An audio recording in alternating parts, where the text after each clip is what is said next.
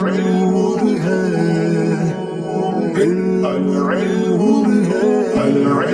اللہ الرحمن الرحیم اللہم افتح علینا حکمتک وانشر علینا رحمتک یا والجلال والاکرام۔ تو جی ناظرین، الحمدللہ عز وجل ہدایت النحو ہماری جاری و ساری ہے۔ تو مقصد اول، پہلا مقصد یعنی مرفوعات کی جو بحث ہے وہ الحمدللہ ہم نے شروع کی ہوئی ہے۔ تو آج اس کی ہم پہلی فصل پڑھیں گے، بہت زبردست۔ اس کے اندر قواعد، قوانین وغیرہ بیان کیے جائیں گے جو کہ سارا سال بلکہ ساری زندگی ہی وہ کام دیں گے، ٹھیک ہے، بہت زبردست لاجواب اجراء کے طور پر کام آنے والے۔ تو آئیے بلا تاخیر سبق کا آغاز کرتے ہیں۔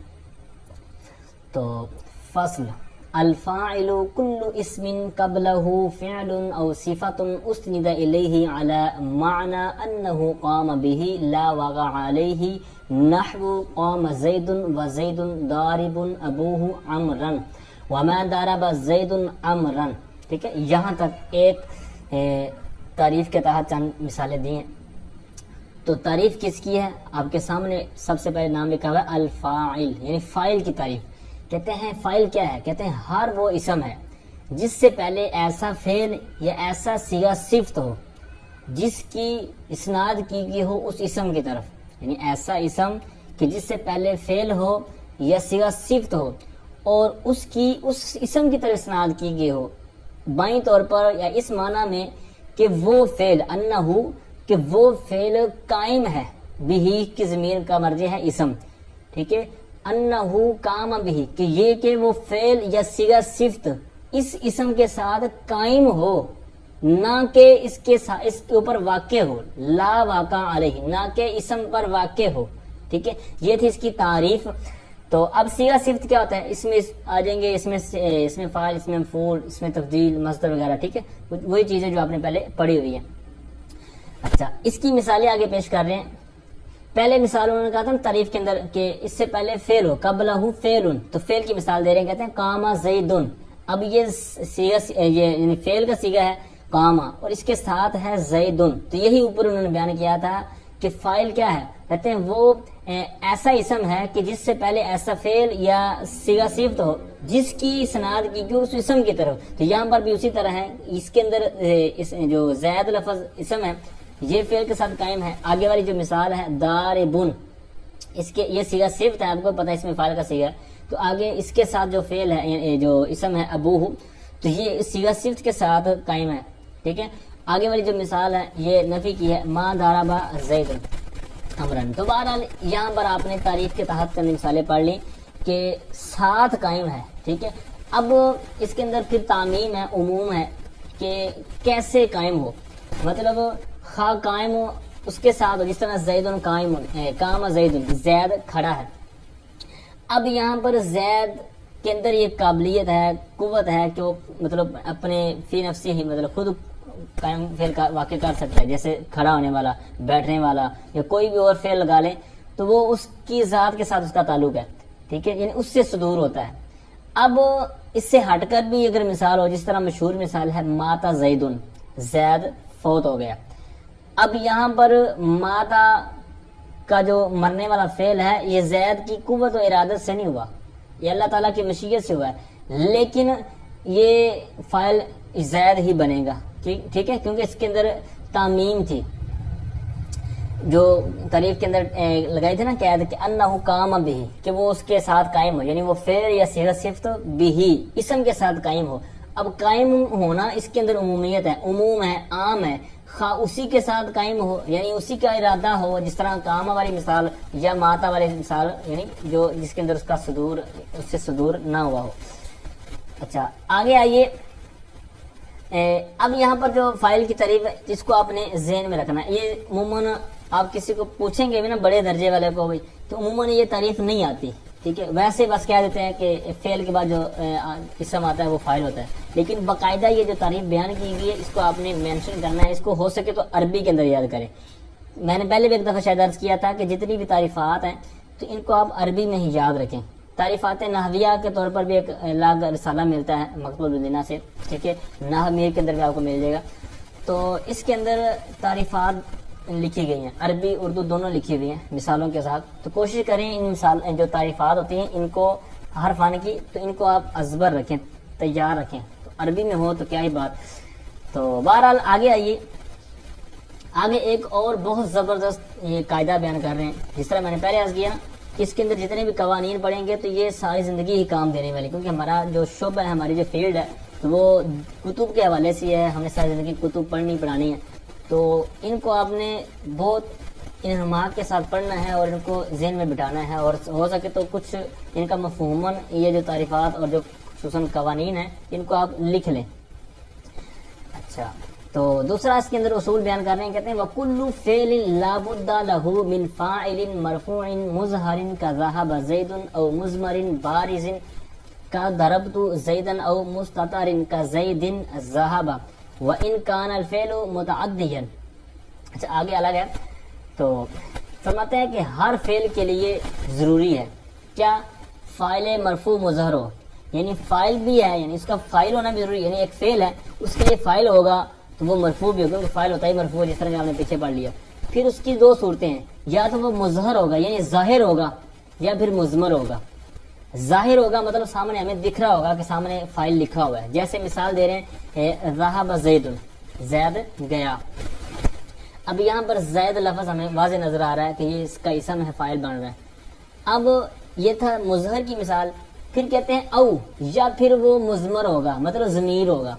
اب ضمیر کی پھر دو قسمیں آپ کو پتہ ہے، تو ضمیر بارز ہوگا یا ضمیر مستتر ہوگا. ٹھیک ہے، تو اب یہاں پر آگے ان کی مثال الگ الگ بیان کر دی. کہتے ہیں ضربت زیدن. اب یہاں ضربت میں واضح ظاہر طور پر ہمیں نظر آ رہی ہے تو ضمیر. ٹھیک ہے، تو یہاں پر وہی انہوں نے بیان کر دیا، ضربت زیدن میں تو ضمیر جو فاعل ہے یہ مضمر بارز ہے. یا پھر مستتر ہوگی. ٹھیک ہے، جس طرح ستر عورت چھپانے والی چیز، تو یہاں اسی سے مستتر یعنی چھپائی گئی. تو جیسے کہتے ہیں زید ذہب. اب زید مبدا ہے، ذہب فعل ہے، یعنی خبر جو ہے وہ جملہ ہے، جملہ فعلیہ فعل، اور اس کے اندر جو ضمیر ہے وہ راجع بسوء زید، یعنی زید کی طرف لوٹنے والی ضمیر ہے. وہ کیا ہے؟ زید پیچھے مذکر ہے تو آگے وہ ضمیر جو نکلے گی، کیونکہ صیغہ بھی مذکر کیا ہے تو لوٹنے والی ضمیر بھی پیچھے زید کی طرف مذکر ہوگی ہوا. تو اب یہ فعل فاعل مل کر اس کی خبر ہو جائے گی زید کی. تو بہرحال یہاں پر جو ذہب فعل تھا تو اس کا فاعل کیا ہے؟ وہ مستتر ہے، ہوا ضمیر. ٹھیک ہے، تو یہاں پر یہی انہوں نے بیان کیا. تو ہر فعل کے لیے کیا ہونا چاہیے؟ فاعل ہوگا. اب خواہ وہ فاعل مظہر ہو یا مضمر ہو. مظہر ہو اس کی آپ نے مثال پڑھ لی، مضمر ہوگا تو پھر دو صورتیں ہیں ان کی بھی آپ نے مثال پڑھ لی. ٹھیک ہے، اب اوپر جو شروع میں تھا نا کہ اس کے لیے اسم ہونا ضروری ہے، جس طرح کاما زیدن والی مثال پڑھی. اب یہ تھا کاما زیدن، یہ صراحتاً حقیقتاً ہے، لیکن اس کا حکمن بھی تھا. وہ حاشیے میں انہوں نے مثال دی ہے، سرنی ان یقوم زیدن، ان یقوم زیدن. تو اب یہاں پر سرہ فعل نون وقایا اور یا ضمیر مفعول بہ. اب آگے جو ان یقوم زیدن ہے تو یہ مصدر کی طویل میں ہو کر، مفعول کی طویل میں ہو کر اس کا فاعل ہے، تو یہ حکمن ہے. ٹھیک ہے، پیچھے والی جو مثال ہم نے اوپر پڑھی ہے تو یہ جو صراحتاً کہہ لیں یا حقیقتاً کہہ لیں. نیچے والی جو مثال ابھی میں نے کی ہے یہ حکمن اور طویلن ہے. یہ حاشی میں اوپر میں نے بات بیان کرنی تھی لیکن وہ رہ گئی تھی، تو ابھی توجہ گئی. اچھا، آگے ایک اور اصول بیان کر رہے ہیں، وَإِن كَانَ الْفِعْلُ مُتَعَدِّيًا كَانَ لَهُ مَفْعُولٌ بِهِ أَيْضًا نَحْوُ ضَرَبَ زَيْدٌ عَمْرًا. اب یہاں سے بیان کر رہے ہیں کہ اگر فعل متعدی ہو، ایک فعل لازم ہوتا ہے، ایک فعل متعدی ہوتا ہے. یہ نصاب الصرف یا کوئی بھی آپ نے کتاب پڑھی ہے صرف کی تو اس کے اندر باقاعدہ آپ نے ان کی تعریفیں اور دیگر چند چیزیں ان کی بڑی ہوں گی. تو اب فعل لازم اور متعدی یہ بھی بہت ایک زبردست ٹاپک ہے. ٹھیک ہے، لیکن کئی سال پڑھنے کے باوجود کئیوں کو پڑھاتے ہوئے بھی اگر وقت ہو جاتا ہے، لیکن بعض اوقات اس کی پہچان نہیں ہو پاتی. کوئی خاص ایک کانفیڈنٹ نہیں آتا کہ یار میں کیسے یہ بتا سکتا ہوں یا کیسے اس کا جواب دے سکتا ہوں کہ یہ فعل لازم ہے یا متعدی ہے. ٹھیک ہے، تو یہ کوئی اتنا مسئلہ نہیں ہے. تو فعل لازم کے اندر ایک ذات ہوتی ہے، فعل متعدی کے اندر دو ذاتیں ہوتی ہیں. اس کے مطلب بتانے کے یا اس کے پہچاننے کے کئی انداز ہوتے ہیں، کئی طریقے ہوتے ہیں، بڑی کتابوں کے اندر لکھے ہوئے ہیں. اس کے اوپر ہم نے ایک ویڈیو بھی باقاعدہ بنائی تھی، فعل لازم اور متعدی. تو اس کے اندر غالباً جو مجھے یاد آ رہا ہے 4-5 اس کے اندر طریقے بیان کیے گئے تھے کہ فعل لازم اور متعدی کی پہچان کیسے کر سکتے ہیں. ٹھیک ہے، تو آپ وہ ویڈیو بھی دیکھ سکتے ہیں. تو بہرحال ان میں سے ایک میں ان سے ہٹ کر ایک بات کرتا ہوں کہ فعل لازم کے اندر ایک ذات ہوتی ہے. جس طرح مثال کے طور پر قام زید، زید کھڑا ہوا. اب اس کے اندر یہ فعل لازم ہے اور زید کھڑا ہوا، زید ذات بھی ہے کیا، ٹھیک ہے، کسی اور ذات کی حاجت نہیں پڑی. اب یہ آگے مثال جو انہوں نے بیان کیا تو یہ اس کے اندر دو ذاتیں ہیں، یعنی زید نے مارا تو کس کو مارا؟ امر کو مارا. دو ذاتیں ہیں، ٹھیک ہے، زید ذات ہے، امر ذات ہے. یہی فلم کرنے کا ایک طریقہ ہے، باقی ان کے اور بھی ہیں، وہاں پر آپ دیکھ لیجئے گا. تو بہرحال کیا انہوں نے ایک اصول بیان کیا، کہتے ہیں اگر فعل متعدی ہو تو اس کے لیے ایک مفعول بہ بھی ہوتا ہے، ٹھیک ہے. جس طرح آگے انہوں نے بیان کر دیا امرن، یہ مفعول بہ ہے، ضرب فعل، زید فاعل اور آگے مفعول بہ. اچھا یہاں پر ترکیب کرتے ہوئے نا یہ بہت غلطی کی جاتی ہے. اس کو غلطی کہہ لیں یا سامو کہہ لیں یا عدم توجہ. وہ یہ کہ فعل مطلب مفعول بہ والا اگر کوئی گردان مطلب آپ کے پاس ترکیب ہے، جس طرح یہی مثال لگا لیں. اب کسی کو آپ ترکیب کہنے کے لیے دیں گے نا، اس کو ترکیبیں آتی ہوں گی، لیکن وہ کیا کرے گا؟ ضرب زید امرن، فعل فاعل مفعول. اب مفعول مطلقاً لکھ دیتا ہے، حالانکہ مفعول کی 5 قسم ہیں، مفعول بہ، ٹھیک ہے، مفعول مطلق، مفعول ماحو وغیرہ. تو کوشش کرنی چاہیے کہ جیسا مفعول ہو اسی کا نام لکھا جائے. مفعول مطلق ہے تو مفعول مطلق بہ ہے، فلاں فلاں، تو جو بھی ہو اس کے لیے. اب یہ مفعول مطلق نہیں ہے، ٹھیک ہے، تو اب مفعول بہ ہے تو اب یہاں پر ساتھ میں مینشن کرنا چاہیے، ٹھیک ہے. تو بہرحال یہ توجہ کریں گے تو انشاءاللہ آپ کو یہ چند دفعہ آپ کریں گے تو اور خصوصیت کے ساتھ ذرا غور کریں گے تو انشاءاللہ یہ غلطی دور ہو جائے گی.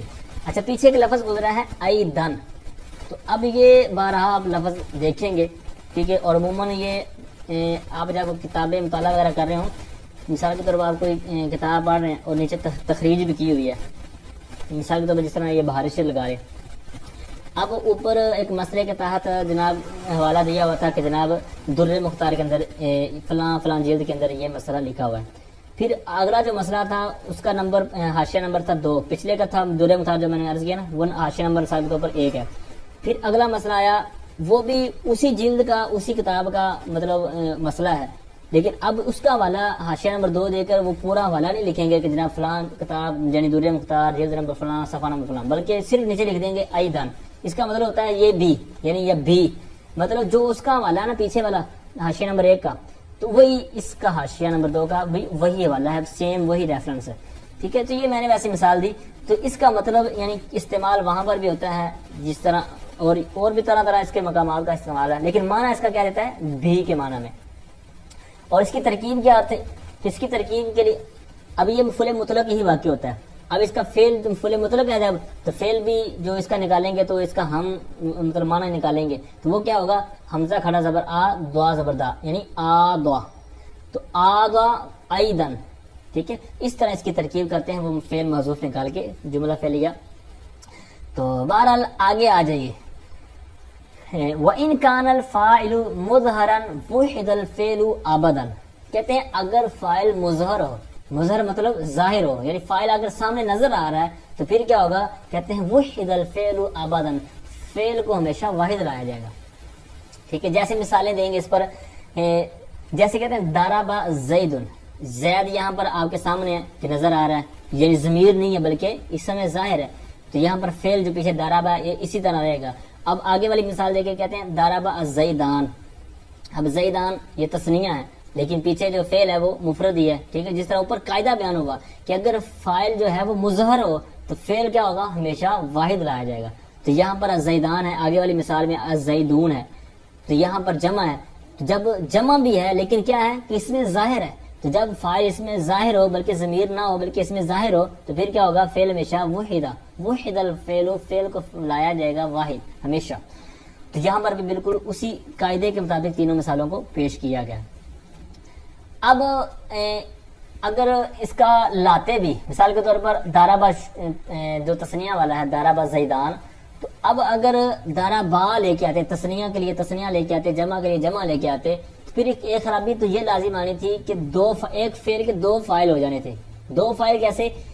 ضربا یعنی تثنیہ لے کے آتے تو ضربا کے ساتھ جو الف ہے تو یہ بھی فاعل کی ہے، آپ کو پتا ضمیر فاعل الف جو ہے یہ فاعل کی ہے. ایک ضمیر فاعل وہ ہو جانی تھی، دوسرا اس میں ظاہر سامنے موجود ہے الزیدان، تو یہ ایک فعل کے 2 فاعل ہو جانے تھے، تو یہ خرابی لازم آنی تھی، ٹھیک ہے. تو اس وجہ سے انہوں نے کہا کہ جب یہ معاملہ ہو تو ہمیشہ ہی فعل کو واحد لے کے آ جائے گا تاکہ یہ خرابی لازم نہ آئے. ٹھیک ہے. اور آگے بیان فرماتے ہیں کہ وَإِنْ كَانَ مُزْمَرًا، پیچھے تھا مظہرًا، اب اس کا بالکل عکس کر رہے ہیں کہ اگر ضمیر ہو، جو فاعل ہے وہ مضمر ہو، تو پھر کیا کرنا پڑے گا.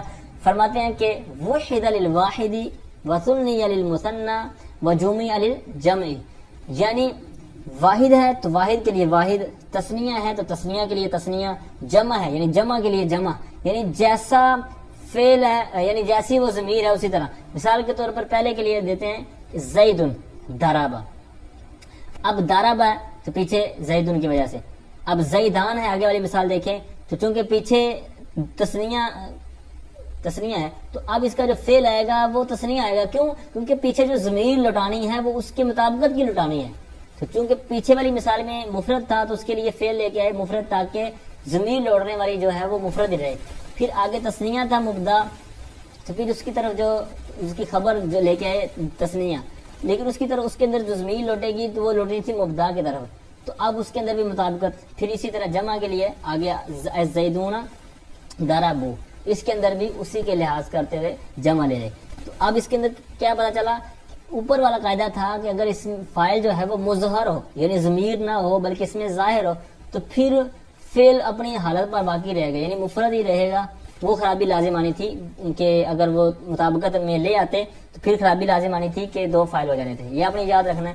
دوسرا یہ کہ مضمر ہو یعنی ضمیر ہو تو پھر مطابقت ہوگی دونوں میں، یعنی جیسا پیچھے والا ہوگا تو اسی طرح کا فعل لا کر اس کی طرف ضمیر اٹھا دیں گے. ٹھیک ہے، یہاں تک کلیئر ہوا. یہ بھی بہت زبردست قاعدہ تھا. آگے والا بھی بہت زبردست قاعدہ ہے اور یہ بھی کثرت کے ساتھ استعمال ہوتا ہے اور اس کے اندر غلطی بہت زیادہ واقع ہو جاتی ہے. یہ والا بھی اور اس کے آگے والے صفحے پر بھی ایک صورت آئے گی، تو اس کو آپ نے توجہ سے ذہن میں بٹھانا ہے. فرماتے ہیں کہ وَإِن كَانَ الْفَاعِلُ مُؤَنَّثًا حَقِيقِيًّا وَهُوَ مَا بِإِذَائِهِ ذَكَرٌ مِنَ الْحَيَوَانِ أُنِّثَ الْفِعْلُ أَبَدًا إِن لَّمْ تَفْصِلْ بَيْنَ الْفِعْلِ وَالْفَاعِلِ نَحْوُ قَامَتْ هِندٌ وَإِن فَصَّلْتَ فَلَكَ الْخِيَارُ فِي التَّذْكِيرِ وَالتَّأْنِيثِ نَحْوُ ضَرَبَ الْيَوْمَ هِندٌ وَإِن شِئْتَ قُلْتَ ضَرَبَتِ الْيَوْمَ هِندٌ. اب یہاں تک انہوں نے ایک صورت بیان کی. فرماتے ہیں کہ اگر فاعل ہو، کون ہو؟ کہتے ہیں مؤنث حقیقی ہو. اگر فاعل مؤنث حقیقی ہو، اب مؤنث حقیقی اس کتاب میں ہم نے جو شروع کیا ہے اس کے اندر کوئی لفظ پہلے گزرا نہیں ہے یہ. ٹھیک ہے، اس وجہ سے یہ نیا لفظ تھا تو اس کی انہوں نے باقاعدہ ایک تعریف کر دی ہے. ٹھیک ہے، تو یہ آپ کوئی بھی فن پڑھیں گے تو آپ کو یہ بارہا دیکھنے کو ملے گا کہ اس فن کے اندر کوئی چیز نہیں آئے گی نا تو اس کی تعریف کہیں نہ کہیں کر دی جائے گی، اس کی وضاحت کر دی جائے گی. بعض کا متن میں کر دی جاتی ہے، بعض کا جو محشی ہوتا ہے حاشیہ لکھنے والا وہ لکھ دیتا ہے، اسی طرح اور مختلف انداز میں مل جاتی ہے. تو مؤنث حقیقی کیا ہوتی ہے؟ کہتے ہیں وہ کہ جو جس کے مقابلے میں ماں بھی ذائی ذکر، کہ جس کے مقابلے میں حیوان میں سے مذکر ہو، یعنی اس کے مقابلے میں نر جاندار آتا ہو، جو آپ نے عام الفاظ میں پڑھی ہوئی نا کہ وہ کہ جس کے مقابلے میں نر جاندار ہو، تو یہ مؤنث حقیقی ہوتا ہے. جیسے اور اس کا کیا اصول ہے؟ کہتے ہیں 19 الفعل ابداً، ہمیشہ. پیچھے تھا سب سے اوپر لائن میں کہ فعل کو ہمیشہ واحد لایا جائے گا، یہاں پر کہتے ہیں کہ فعل کو ہمیشہ مؤنث لایا جائے گا. اگر فاعل مؤنث حقیقی ہو تو اس کا ڈائریکٹ آپ نے تعلق پڑھنا ہے وَإِن كَانَ الْفَاعِلُ مُؤَنَّثًا حَقِيقِيًّا أُنِّثَ الْفِعْلُ أَبَدًا. اس کا تعلق اس طرح تھا عبارت کا. ٹھیک ہے، یعنی اگر فاعل مؤنث حقیقی ہو تو فعل ہمیشہ مؤنث لایا جائے گا. پیچھے درمیان میں انہوں نے جملہ معترضہ کہہ لیں، ٹھیک ہے، کہ اس کی تعریف درمیان میں تعریف کر دی. تو بہرحال اس کی پھر آگے دو صورتیں ہیں کہ اگر مؤنث حقیقی تو ہے فاعل مؤنث حقیقی ہے تو ہمیشہ فعل کو مؤنث لایا جائے گا، لیکن کہتے ہیں ان لم تفصل بین الفعل والفاعل، اگر تو فاصلہ نہ کرے، اگر تو فرق نہ کرے، فاصلہ نہ کرے کس کے درمیان؟ فعل اور فاعل کے درمیان. یعنی فعل ہے اور آگے فاعل مؤنث حقیقی ہے اور دو چیزیں یہ تو ہوگی لیکن درمیان میں تو فاصلہ نہیں کر رہا بلکہ تو درمیان میں کوئی چیز بغیر لائے ان کو لکھ رہا ہے. جیسے قامت ہندن، یہ دو لفظ تھے، قامت فعل ہے اور ہندن یہ کیا ہے؟ یہ اس میں ظاہر ہے اور جناب دوسرے اوپر سے مؤنث حقیقی ہے. ٹھیک ہے، کیونکہ اس کے مقابلے میں نارجاند ہوتا ہے. تو یہی اوپر انہوں نے بیان کیا تھا کہ مؤنث حقیقی کسے کہتے ہیں کہ جس کے مقابلے میں نار جاندار ہو. تو یہ بھی مطلب مؤنث ہے، اس کے مقابلے میں نار بھی ہوتا ہے اور جاندار بھی ہوتا ہے. ٹھیک ہے، دو قیدیں ہیں، نار بھی ہو جاندار بھی ہو. اچھا، اور اگر تو فاصلہ کر دے وَإِن فَصَّلْتَ، اور اگر تو فاصلہ کر دے، یہ مطلب ایک فعل ہے اور ایک آپ کے پاس منصے کی ہے، لیکن درمیان میں تو کوئی چیز لے آتا ہے، جیسے مثال دے رہے ہیں آگے، کہتے ہیں پھر کیا ہوگا، فَلَكَ الْخِيَارُ، پھر تجھے اختیار ہے۔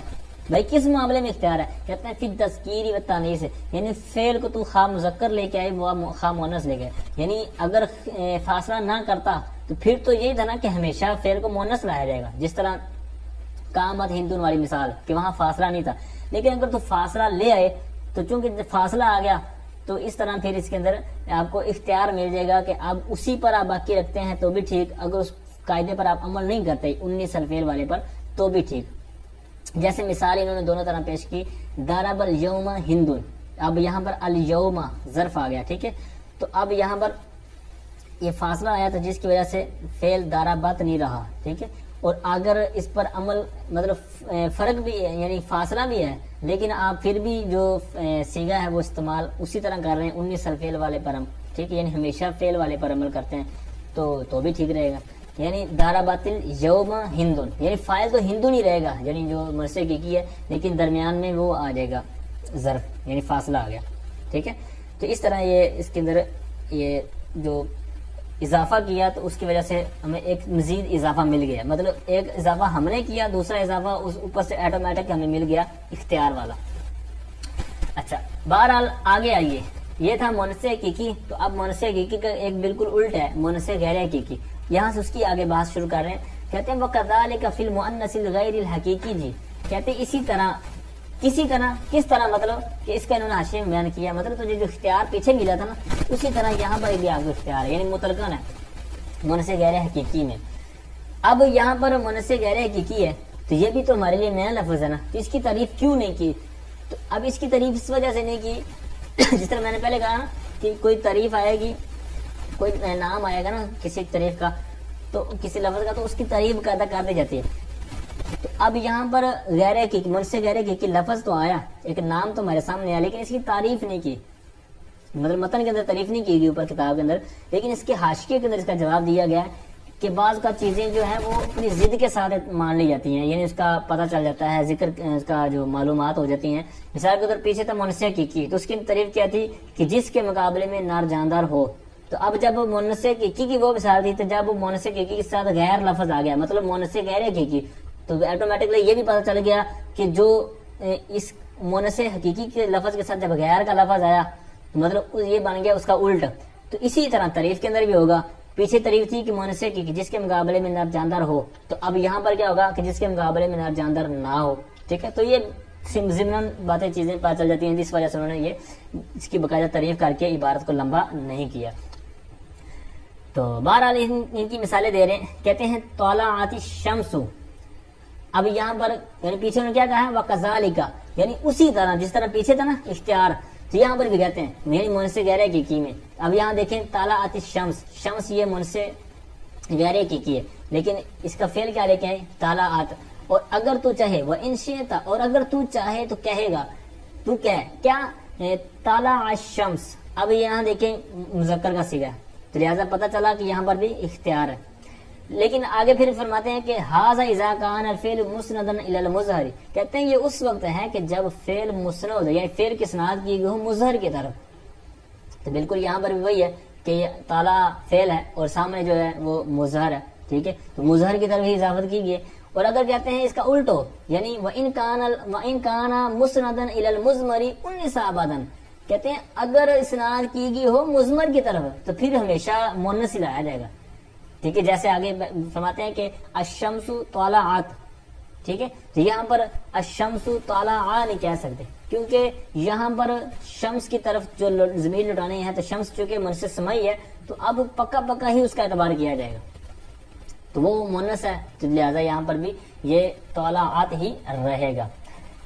اچھا بہرحال ایک انہوں نے نیچے بات بیان کی ہے کہ فعل کو مذکر لانا، یہ اوپر والی جو صورت تھی نا، کہتے ہیں جب فاصلہ لایا نا، فاصلہ جس طرح پچھلے صفحے پر فاصلے والی بات تھی، تو کہتے ہیں فعل کو مذکر لانا اس وقت اچھا ہوگا جب فاصلہ لے کے آئیں، تو لیکن بہرحال اختیار تو باقی رہے گا۔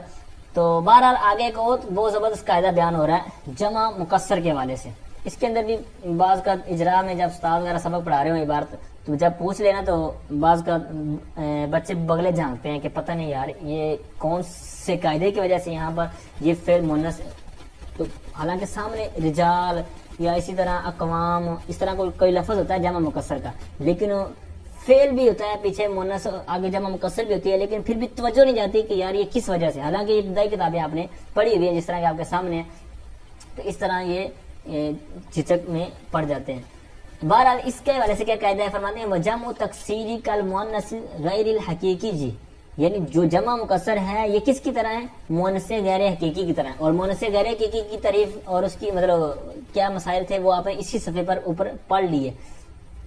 اب انہوں نے اس کی باقاعدہ بحث تو نہیں کی، لیکن آگے صرف مثالیں دے کر اکتفا کر رہے ہیں اپنی بات کو مختصر کرتے ہوئے، جیسے فرماتے ہیں کہ قام الرجال، یہاں پر بالکل سیم اوپر والی کی طرح، یعنی مؤنث غیر حقیقی کے اندر بھی دونوں چیزیں تھیں، یعنی مذکر بھی لا سکتے ہیں مؤنث بھی لا سکتے ہیں، یہاں پر بھی انہوں نے اسی طرح لکھا قامت الرجال، الرجال راجلون کی یہ جمع مکسر ہے، ٹھیک ہے۔ جمع مکسر کیا ہوتا ہے، جمع مؤنث سالم کیا ہوتا ہے، یہ ساری چیزیں آپ نے پہلے پڑھ لی ہیں، لیکن اب جمع مکسر کہ جس کے اندر واحد کی بنا سلامت نہ رہے، اب راجل رجال، ٹھیک ہے، را جیم لام کے درمیان میں الف آ گیا، ٹھیک ہے، تو سلامت نہ رہی جو اس کی بنا تھی۔ تو بہرحال یہاں پر مذکر فعل رہا، اور اگر تو چاہے وہ ان شئت قلت، اگر تو چاہے تو یوں کہے گا قامت الرجال۔ اب یہاں پر دونوں چیزیں بیان کر دی جس طرح مؤنث غیر حقیقی میں تھا۔ اچھا جی، آگے فرماتے ہیں وَيَجُوزُ فِيهِ، اور کہتے ہیں اس میں جائز ہے یوں کہنا الرجال قاموا، مطلب اب یہاں پر پیچھے دیکھیں الرجال ہے اور آگے قاموا، یعنی پیچھے جمع تھا رجال، اور اس کی طرف آگے جو فعل لے کے آ رہے ہیں وہ جمع کا لے کے آ رہے ہیں۔ اچھا، اب آگے فرماتے ہیں بہت زبردست ایک اور قاعدہ بیان کرنے والے ہیں، کہتے ہیں وَيَجِبُ تَقْدِيمُ الْفَاعِلِ عَلَى الْمَفْعُولِ إِذَا كَانَا مَكْسُورَيْنِ وَخِفْتَ اللَّبْسَ نَحْوُ ضَرَبَ مُوسَىٰ عِیسیٰ۔ بہت زبردست قاعدہ بیان کیا، کہتے ہیں فاعل کو مفعول پر مقدم کرنا واجب ہے، لازم ہے، ضروری ہے، لیکن کب، شرط لگا رہے ہیں، کہتے ہیں اذا کانا، جبکہ وہ دونوں ہوں، یعنی کون دونوں ہوں، فاعل اور مفعول، جب فاعل اور مفعول دونوں ہوں، کون ہوں، کس انداز کے ہوں، کہتے ہیں مکسورین، کانا کی خبر، مکسورین، وہ دونوں مکسور ہوں، یعنی اس میں مکسور جو آپ نے وہ اس میں متمکن کی قسموں میں پڑھا نا، اس میں مکسور وہ ہوں، لیکن ساتھ میں ایک قید بھی لگا رہے ہیں، کہتے ہیں وَإِنْ خِفْتَ اللَّبْسَ، اور تو خوف کھائے، خوف کرے کس کا، لبس یعنی التباس کا، یعنی تجھے التباس مکسچر ہونے کا خوف ہو کہ یار یہ مکس نہ کہیں ہو جائے، خوف نہ ہو جائے، یہاں پر کہتے ہیں جیسے ضرب موسیٰ عیسیٰ، موسیٰ نے عیسیٰ کو مارا، ٹھیک ہے، تو یہاں پر موسیٰ عیسیٰ دونوں کے اندر فاعل بننے کی صلاحیت ہے، ٹھیک ہے، تو یہاں پر التباس تو واقع لازم آ گیا کیونکہ دونوں ہی اس میں مقصور ہیں، اور جناب اس کے اندر موسیٰ فاعل بھی بننے کی صلاحیت رکھتا ہے، عیسیٰ بھی فاعل بننے کی صلاحیت رکھتا ہے، دونوں مفعول بننے کی بھی صلاحیت رکھتے ہیں، تو لہٰذا یہاں پر التباس لازم آ رہا تھا، خوف تھا، تو لہٰذا یہاں پر پھر کیا قاعدہ بیان کر دیا، ایسے جھگڑوں، ایسے فیصلوں، ایسے مسائل کے حل کے لیے ہمیں انہوں نے ابتدا میں ہی قاعدہ بیان کر دیا کہ یجب تقدیم الفاعل علی المفعول، فاعل کو مفعول پر مقدم کرنا لازم ہے، ٹھیک ہے، چاہے جیسا بھی التباس ہو، تو بس آپ نے فاعل کو جب اس طرح کی صورتحال ہو آپ کی عبارت میں نظر آئے تو آپ بلا جھجکے، بلا کسی ٹینشن کے اس قاعدے کو ذہن میں رکھتے ہوئے آپ ساسا کو یا جہاں پر بھی آپ سے کوئی پوچھے تو آپ فوراً آنکھیں بند کر کے بتا سکتے ہیں کہ جناب یہاں پر اگرچہ دونوں کے اندر صلاحیت موجود ہے فاعل مفعول ہونے کی، لیکن ہم نے قاعدہ پڑھا ہے کہ اس میں مقصور ہوں، التباس کا خوف ہو، تو فاعل جو پہلے والا لکھا ہوگا وہ فاعل ہوگا، بعد میں لکھا ہوا مفعول ہوگا، بس اس طرح ڈنکے کے چوٹ پر بتا سکتے ہیں۔ بہت زبردست آگے والا قاعدہ فرماتے ہیں کہ وَيَجُوزُ تَقْدِيمُ الْمَفْعُولِ عَلَى الْفَاعِلِ إِن لَمْ تَخَفِ اللَّبْسَ، فرماتے ہیں کہ مفعول کو مقدم کرنا جائز ہے، کس پر، فاعل پر، لیکن کب، کہتے ہیں اِن لَمْ تَخَفْ، اگر تجھے خوف نہ ہو، اللبس، التباس کا، یعنی التباس کا خوف نہیں ہے، جیسے ضرب عمرن زیدن، یعنی ضرب زیدن عمرن والی جو مثال ہے اس کو تھوڑا سا آپ نے الٹ کرنا ہے، یہ قرینہ لفظیہ ہو جائے گا، ٹھیک ہے، ضرب عمرن زیدن، یعنی اس میں لفظاً ہی قرینہ ہے کہ کس نے مارا، کس کو مارا، ٹھیک ہے، یعنی مارنے والا ہمیں واضح پتہ چل گیا کہ ایک بندہ مارنے والا ہے، تو اس میں آپ مقدم کر دیں گے تو کوئی پریشانی والا نہیں ہے، ٹھیک ہے۔ پھر آگے یہ تھا قرینہ لفظی کی مثال جو میں نے اپنی طرف سے عرض کی، تو ایک آگے انہوں نے مثال دی ہے قرینہ مانوی کی، جیسے کہتے ہیں آکل الکمثرى یحییٰ۔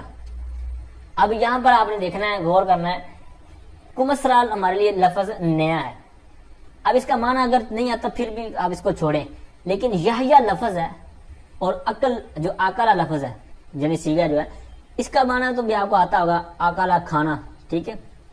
اور دوسرا ہے یحییٰ، یہ ایک اسم ہے، علم ہے، نام ہے۔ تو اب یہ دو چیزیں تو آپ کو پتہ چلے گی، تو پتہ چلا کہ کھایا یحییٰ، تو اس سے معنوی طور پر ہمیں قرینہ پتہ چل گیا کہ کھانے والی شے، یہ کمثرى کوئی چیز کھانے والی ہے، کیونکہ یحییٰ کھانے والا ہو سکتا ہے، یعنی فاعل بننے کی صلاحیت یحییٰ میں ہے۔ کمثرى جو لفظ ہے تو اس کے اندر کھانے کی صلاحیت نہیں ہے، بلکہ یہ تو کھایا جانے والا کچھ ہے ہوگی۔ تو اس طرح اس وجہ سے، اس قرینے کی وجہ سے یہ قرینہ مانوی کہلائے گا، ٹھیک ہے، کیونکہ معنی کے طور پر ہمیں پتہ چل رہا ہے، تو اس لیے یہاں پر یحییٰ جو ہے فاعل ہے لیکن مؤخر ہے، اور کمثرى یہ مفعول بہ ہے لیکن مقدم ہے، ٹھیک ہے۔ آگے ایک مثال دیتے ہیں، وَضَرَبَ أَمْرًا زَيْدٌ، جس کی میں نے مثال پہلے آپ کو عرض کر دی قرینہ لفظی کی۔ وَيَجُوزُ حَذْفُ الْفِعْلِ حَيْثُ كَانَتْ قَرِينَةً۔ اب یہاں پر بھی بہت زبردست مثال قاعدہ ایک بیان کر رہے ہیں، کہتے ہیں فعل کو حذف کرنا جائز ہے، حیث کانت قرینۃ، اس وقت جب کہ قرینہ ہو، جیسے زید، یعنی زید لفظ کہنا، کس کے جواب میں کہتے ہیں؟ فی جواب من قال من ضرب، کہتے ہیں اس کے جواب میں جس نے کہا من ضرب، یعنی کس نے مارا، تو اس وقت آپ کہیں گے زید نے مارا۔ مطلب یہ ہے کہ وہاں پر فعل آپ نے حذف کر دیا، یعنی اصل عبارت کیا تھی؟ ضرب زید، یعنی کسی نے پوچھا من ضرب، آپ کہتے ہیں ضرب زید، لیکن وہاں پر آپ نے سوال کا جو قرینہ پایا جا رہا نا، کہ سامنے والا سوال کر رہا ہے، تو پتہ چل گیا کہ یار سامنے والا سوال کر رہا ہے، تو یہاں پر ہم کیا کریں گے کہ اس کا کہہ دیں گے جناب یہ مطلب فعل حذف ہے، ٹھیک ہے، ضرب زید کی بجائے ہم کہہ دیں گے زید۔ اچھا، یہاں پر ایک سوال ہوتا ہے، سوال یہ ہوتا ہے کہ آپ نے کہا کہ ضرب زید، یعنی اس طرح عبارت ہی اصل میں پھر ضرب کو حذف کر کے زید کو ذکر کیا گیا۔ سوال یہ ہوا کہ من ضرب یہ ہے جملہ اسمیہ یعنی جملہ اسمیہ ہے، تو آپ یوں کہنا چاہیے آپ کو کہ زید ضرب تھا، ضرب کو حذف کر دیا، زید اپنا باقی رہ گیا اپنی حالت پر، یعنی زید مبتدا تھا، ضرب فعل فاعل مل کر خبر تھی، تو یوں جملہ اسمیہ تھا، اور من ضرب جملہ اسمیہ ہے، تو یوں اس کی مطابقت رہنی تھی، یعنی سوال جو کیا گیا ہے اور جو آپ نے جواب دیا ہے تو یہ دونوں جملہ اسمیہ ہونے تھے، اور مطابقت بھی ہو جانی تھی کہ وہ بھی جملہ اسمیہ یہ بھی جملہ اسمیہ۔ اس طرح کر کے پھر آپ زید کو باقی رکھتے، ضرب کا جو بعد والی تھی، زید کے بعد والی ضرب، اس کو آپ حذف کر دیتے، تو اس طرح بھی ٹھیک تھا اور بہتر ہو جاتا، کیا ہی بات ہو جاتی۔ تو اس طرح آپ نے کیوں نہیں کیا؟ آپ نے یہ کیوں کہا کہ یہ ضرب زید ہے اور پھر ضرب اس کو حذف کر دیا گیا؟ تو اس کا جواب یہ ہے کہ پہلی بات تو یہ ہے کہ یہ بھی سوال کے مطابق ہی ہے، یعنی یہ ضرب زید میں ہم نے جو ضرب کو حذف کر دیا یہ جملہ فعلیہ ہے، اور جو من ضرب ہے یہ جملہ اسمیہ نہیں، یہ اصل دیکھیں تو یہ جملہ فعلیہ ہی تھا۔ کیوں؟ اس کی اصل یہ تھی، یعنی من ضرب کی اصل یہ تھی کہ ضرب زید امر، یعنی کیا زید نے مارا ہے یا امر نے مارا ہے، یعنی یہ بھی جملہ فعلیہ ہی تھا۔ اس طرح یہ بھی مطابقت ہوگی کہ یعنی سوال بھی جملہ فعلیہ تھا اور جواب جو دیا وہ بھی ہم نے ضرب زید ہی دیا۔ ایک تو جواب یہ ہو گیا۔ دوسرا جواب یہ ہے کہ زید ضرب جس طرح آپ نے کہا ہے، تو اس طرح کیا خرابی لازم آنی تھی یا فنی غلطی کیا تھی؟ وہ یہ تھا کہ زید یہ تھا مبتدا، یعنی آپ کی اگر بات مانے، اور بعد میں نکالنا تھا ضرب فعل، پھر فاعل جو مبتدا ہے زید، اس کی طرف لوٹنے والی ضمیر نکالنی پڑنی تھی، یعنی ضرب کے اندر سے۔ تو پتہ چلا کہ آپ کی بات مانتے تو زید کے بعد فعل بھی نکالنا پڑنا تھا، ساتھ میں اس کی ضمیر بھی نکالنی پڑنی تھی، دو چیزیں نکالنی پڑنی تھی، اور ہم نے جو نکالا ہے وہ ہے ضرب صرف، کیونکہ فاعل تو خود سامنے موجود ہے، ضرب زید، پھر صرف ہم نے ایک چیز نکالی ہے، اور جو تقلیل حذف ہے، یعنی کم از کم جہاں پر حذف نکالنا پڑے تو وہ بہتر مانا جاتا ہے، تو لہٰذا ہم نے جو کیا یہ بہتر ہی ہے، لہٰذا آپ کی بات ہم نہیں سنیں گے، سن تو لیا لیکن ہم مانیں گے نہیں۔ اچھا جی، آگے بہت زبردست ایک اور قاعدہ بیان کرتے ہیں، وَقَضَا يَجُوزُ حَذْفُ الْفِعْلِ وَالْفَاعِلِ مَعًا، کہتے ہیں اسی طرح، یعنی کسی طرح جس طرح اوپر فعل کو حذف کرنا جائز ہے، کہتے ہیں اسی طرح فعل اور فاعل دونوں کو اکٹھے، معًا دونوں کو اکٹھا حذف کرنا بھی جائز ہے۔ جیسے مثال دے رہے ہیں، کہتے ہیں جیسے کہ نعم کہنا اس کے جواب میں من قالا جس نے کہا اقام زید، کیا زید کھڑا ہے، تو آپ نے صرف کہہ دیا نعم، تو یہاں پر فعل بھی حذف ہے اور فاعل بھی حذف ہے۔ تو اب یہاں پر جو معن کی قید لگائی نا کہ فعل اور فاعل کو حذف کرنا جائز ہے، معن کی قید لگا کر ہمیں اس طرح انہوں نے توجہ دلا دی کہ فعل یعنی فاعل جو ہے تو اس کو صرف فاعل کو ہم حذف نہیں کر سکتے، یعنی فعل کو حذف کو تو کر سکتے ہیں جس طرح اوپر بیان کیا کہ صرف فعل کو حذف کر سکتے ہیں، لیکن یہاں پر جو انہوں نے بیان کیا نا وہ قضا، یہاں پر انہوں نے دونوں کو بیان کیا اور ساتھ میں قید لگا دی معن، یعنی فعل کو بھی حذف کریں گے فاعل کو بھی حذف کریں گے، یعنی جب فاعل کو حذف کریں گے ساتھ میں فعل کو حذف کرنا ضروری پڑے گا، ٹھیک ہے، یعنی صرف فاعل کو حذف نہیں کر سکتے، کیونکہ پھر فاعل کو اگر حذف کر دیں گے تو فعل اور مفعول رہ جائے گا یا صرف فعل رہ جائے گا تو یہ خرابی لازم آئے گی، لیکن بعض جگہ ہیں جہاں پر فاعل کو حذف کر سکتے ہیں، تو اس کی انشاءاللہ آپ بڑی کتابوں کے اندر جب پڑھیں گے تو اس کی ڈیٹیل آپ کو وہاں پر بیان کی جائے گی۔ اچھا آگے بہت زبردست آخری قاعدہ بیان فرما رہے ہیں، کہتے ہیں وقد يحذف الفاعل ويقام المفعول مقامه اذا كان الفعل مجهولا نحو ضرب زید وهو القسم الثاني من المرفوعات۔ فرماتے ہیں کبھی حذف کیا جاتا ہے فاعل کو، کبھی فاعل کو حذف کیا جاتا ہے اور مفعول کو اس فاعل کے قائم مقام کر دیا جاتا ہے، لیکن شرط کیا ہے، کہتے ہیں اذا کان الفعل مجہولا، جبکہ فعل مجہول ہو، جیسے فرماتے ہیں کہ ضرب زید، زید کو پیٹا گیا۔ اب یہاں پر یہ اصل کیا تھا، جس طرح میں نے اس کی تعریف پچھلے سبق میں غالباً بیان کیا تھا، دوبارہ سماعت کیجئے، ضرب امرن زیدن تھا، ضرب امرن زیدن، تو اب یہاں پر جو امرن تھا نا فاعل، اس کو حذف کر دیا گیا، ٹھیک ہے۔ اب دوبارہ آپ تعریف پڑھیں، وقد یحذف الفاعل، کبھی فاعل کو حذف کر دیا جاتا ہے اور اس فاعل کے مقامہ کی ضمیر لوٹے گی فاعل کی طرف، اور اس کے یعنی فاعل کے کام کر دیا جاتا ہے مفعول کو، ویقام المفعول، مفعول کو قائم مقام کر دیا جاتا ہے مقامہ اس فاعل کے کام۔ اب یہاں پر بھی اسی طرح ضرب امر زیدن تھا، لیکن فاعل کو درمیان سے اڑا دیا گیا اور پھر جو زیدن ہے تو یہاں پر اس کی لے کے آئے ضمیر، اس کی جگہ پر اس کو لے آئے، ٹھیک ہے، تو پھر اس کو جب اڑایا درمیان سے امرن کو، تو پیچھے جو ضربہ تھا اس کو کر دیا ضربہ، اور جو زیدن تھا یعنی مفعول بھی تھا اس کو کر دیا زیدن، اس طرح یہ مفعول مطلب بن گیا، فعل مجہول بن گیا اور آگے اس کا نائب الفاعل بن گیا۔ اس کی ہم نے ایک نام بھی پڑھا تھا مفعول ما لم یسمى فاعلہ، تو یہی نائب الفاعل کا نام ہے۔ وہو القسم الثانی، وہو کی ضمیر لوٹے گی اس کی طرف، نائب الفاعل کی طرف، ٹھیک ہے، یعنی یہ جو نائب الفاعل یا مفعول ما لم یسمى فاعلہ والی جو صورتحال ہم نے یہاں پر پڑھی ہے، کہتے ہیں وہو، اور یہ القسم الثانی من المرفوعات، مرفوعات کی جو 8 قسمیں ہیں اس میں سے ایک قسم ثانی ہے، یعنی پہلی